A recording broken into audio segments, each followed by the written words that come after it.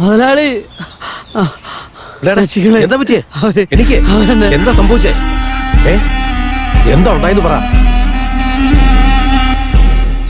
എന്താടോ കുറച്ചുനാള് വേലന്നൂരിൽ ഇല്ലാഞ്ഞപ്പോ നാട്ടുകാരെ കൊണ്ട് വിളവ് കടത്താൻ തുടങ്ങിയല്ലേ? മുതലാളി അങ്ങനെയൊന്നും സംഭവിച്ചിട്ടില്ല. എടോ പറയട്ടെ, താൻ പാട്ടത്തിനെടുത്ത നിലത്തിന്റെ കടം വെച്ച് നോക്കുമ്പോ തന്റെ വിളവൊക്കെ പലിശ അടയ്ക്കാനും ഉണ്ടാവും. പാവങ്ങള് പിഴച്ചു പൊക്കോട്ടെ എന്ന് പറഞ്ഞ് കണ്ണടയ്ക്കുമ്പോ എന്നെ തന്നെ പറ്റിക്കാൻ നോക്കല്ലേ? ഇനി ഏതെങ്കിലും ഒരുത്തനെ ഞാൻ പിടിച്ച അവന് പിന്നെ ജീവൻ ഉണ്ടാവില്ല. മുതലാളി ഞാനൊന്ന് പറയട്ടെ. ഇതുവരെ ആരെങ്കിലും അറിയാതെ വിളവെങ്ങാനും എടുത്തിട്ടുണ്ടെങ്കിൽ ഇനി മുതൽ അങ്ങനൊന്നും ഉണ്ടാവില്ല മുതലാളി. അത് ഞാൻ നോക്കണം. എന്നാ തനിക്ക് കൊള്ളാം. നടക്കടാ.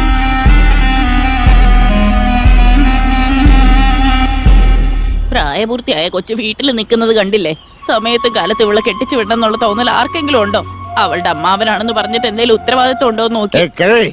വാഴച്ചും മിണ്ടായിരുന്നു. അവിടെ സമയമാകുമ്പോ എല്ലാ കാര്യങ്ങളും തന്നെ നടന്നോളും. ഇങ്ങനെ പറഞ്ഞു 2 വർഷമാ പോയത്. എനിക്കാണെങ്കിൽ ഇത്രയും പ്രായമായി. ഇനി എത്ര കാലം ഉണ്ടാവുന്ന ആർക്കറിയാം? നീയും ഇങ്ങനെ കുടിച്ചു ചത്തുപോയി കഴിഞ്ഞാ ഇതൊക്കെ നാട് മുഴുവൻ പഞ്ഞത്തിലും പട്ടിണിയിലും പെട്ട് നരകാതന അനുഭവിച്ചോണ്ടിരിക്കുക. ഞാൻ ആ ഫോറസ്റ്റുകാരുടെ കൂടെ ചേർന്ന് നിങ്ങൾക്ക് നിങ്ങളുടെ കൊച്ചുമോൾക്കും ആവശ്യമുള്ളത് ഇവിടെ എത്തിച്ചു തരുന്നുണ്ടല്ലോ. ഞാൻ ചാവൂന്നും പറഞ്ഞ് എന്നെ ശാപിക്കുന്നു.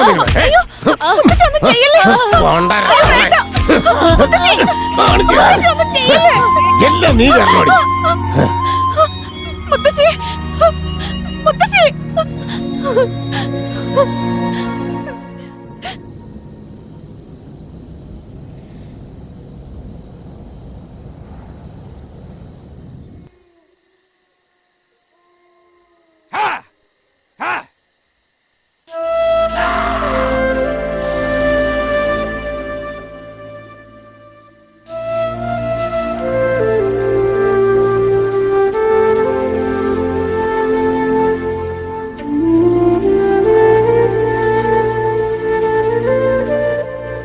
ഇപ്പൊ എന്താ വേണ്ടേ?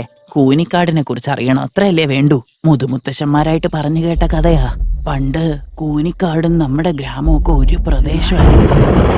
ആ കാലത്ത് കൂനിക്കാട്ടിലുള്ള 2 ആളുകള് മനുഷ്യന്മാരെ പിടിച്ചു തിന്നുന്നത് നമ്മുടെ നാട്ടിലുള്ള ആൾക്കാരെ കണ്ടു.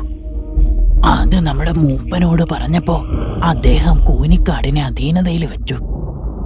കുറച്ചു നാളുകൾക്ക് ശേഷം കൂനിക്കാടിന്റെ നേതാവ് നമ്മുടെ നാട്ടിലേക്ക് വന്ന് മനുഷ്യന്മാരെ തിന്ന ആ 2 പേരെ കൊന്നുകളഞ്ഞെന്നും അവര് 2 പേര് ചെയ്ത തെറ്റിന്റെ പേരില് നമ്മുടെ 2 നാടും എന്തിനു പിരിഞ്ഞിരിക്കണം, ഒന്നായി തന്നെ നിൽക്കാമെന്ന് പറഞ്ഞു.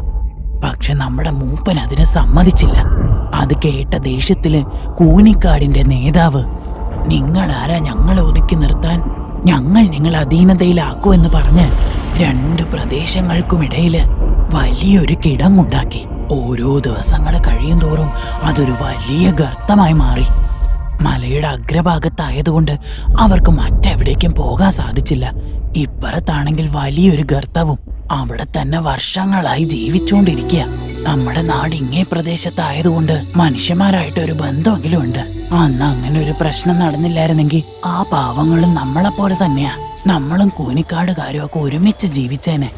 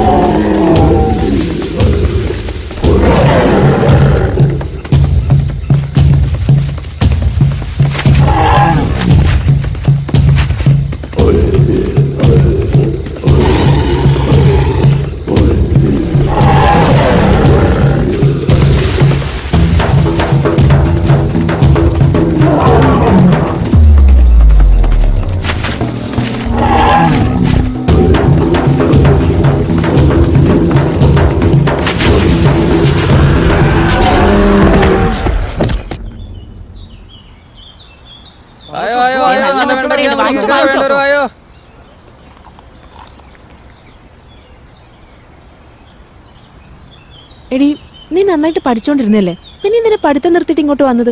എനിക്ക് പഠിക്കാനുള്ള ബുദ്ധിയില്ല. അങ്ങനെ പറഞ്ഞു കൊടുക്കുമോളെ. ഇവളെ പഠിപ്പിച്ചവര് പോലും ഇവളെ കുറിച്ച് എന്ത് നന്നായിട്ടാ പറയുന്നേ. നന്നായിട്ട് പഠിക്ക്, നല്ല ഉദ്യോഗമൊക്കെ വാങ്ങിത്തരാന്ന് പറഞ്ഞതാ. കേക്കണ്ടേ? അമ്മയെ മതിന്ന് പറഞ്ഞ് ഇങ്ങോട്ട് വന്നതല്ലേ. പഠിപ്പിന്റെ പേരും പറഞ്ഞ് കുറെ നാള് പിരിഞ്ഞിരുന്നു നമ്മള്. ഞാനല്ലാതെ അമ്മയ്ക്ക് പിന്നെ വേറെ ആരാ ഉള്ളേ? എനിക്ക് അമ്മയുടെ കൂടെ നിന്നാ മതി, അതല്ലേ ഞാൻ വന്നേ. എന്തൊക്കെ പറഞ്ഞാലും വേറൊരു കുടുംബത്തിലേക്ക് പോകേണ്ടവളല്ലേ. നിന്നെ ഒരുത്തന്റെ കയ്യിൽ ഏൽപ്പിച്ചാലേ എനിക്ക് സമാധാനമാവും. അതോർത്ത് അമ്മ പേടിക്കണ്ട, അവക്ക് നല്ല ഐശ്വര്യമുള്ള ചെക്കനെ തന്നെ കിട്ടും. നമ്മള് മാസത്തിലൊരിക്കൽ ചന്തയിൽ പോയിട്ട് വാങ്ങുന്നത് വെച്ചാ ജീവിച്ചു പോകുന്നത് തന്നെ. ഇവളെ കെട്ടിച്ചു വിടുന്നിടത്തെങ്കിലും കരണ്ടും ആശുപത്രിയൊക്കെ ആയിട്ട് എല്ലാ സൗകര്യം ഉണ്ടായാൽ മതിയായിരുന്നു.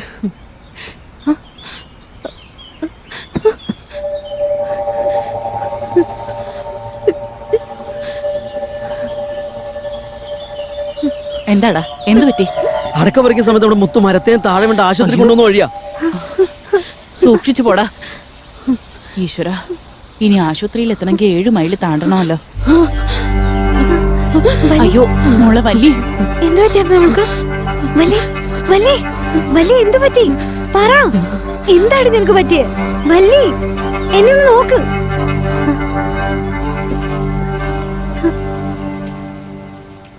അമ്മേ, ഇവൾക്ക് എന്താ പറ്റിയേ? ഇവള് ചോര കണ്ടാലും പേടിപ്പെടുത്തുന്ന എന്തെങ്കിലും കണ്ടാലും ഇതുപോലെ ആയി പോവും മോളെ. കുറെ ചികിത്സിച്ചിട്ടും കാര്യമൊന്നും ഉണ്ടായില്ല. ഇപ്പൊ പിന്നെയും കുഴപ്പമില്ല, പെട്ടെന്ന് പഴയ പോലെ ആവും. പണ്ടൊക്കെ ഒരു ദിവസം മുഴുവൻ ഇങ്ങനെ ഇരിക്കും. പക്ഷെ നമ്മൾ പറയുന്നതൊക്കെ അവൾക്ക് മനസ്സിലാവും.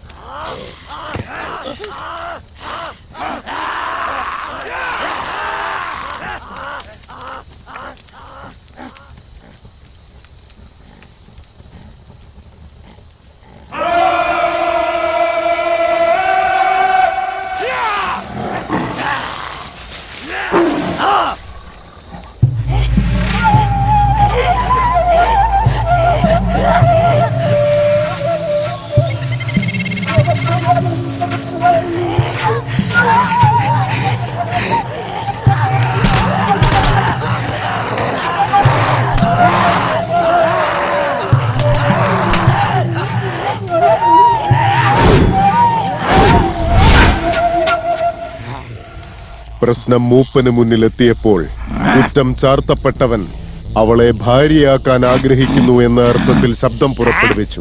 അതിനെ എതിർത്തുകൊണ്ട് ആ പെണ്ണിനെ താൻ വിവാഹം കഴിക്കുമെന്ന് മറുശബ്ദം പുറപ്പെടുവിച്ചപ്പോൾ ഒരു പെണ്ണിനെ സ്വന്തമാക്കാൻ രണ്ടുപേരും ആഗ്രഹിച്ചതിനാൽ നമ്മുടെ നിയമപ്രകാരം മത്സരം നടത്തി വിജയിക്കുന്നയാൾ ആ പെണ്ണിനെ ഭാര്യയാക്കിക്കൊള്ളണമെന്ന് മൂപ്പൻ കൽപ്പന പുറപ്പെടുവിച്ചു.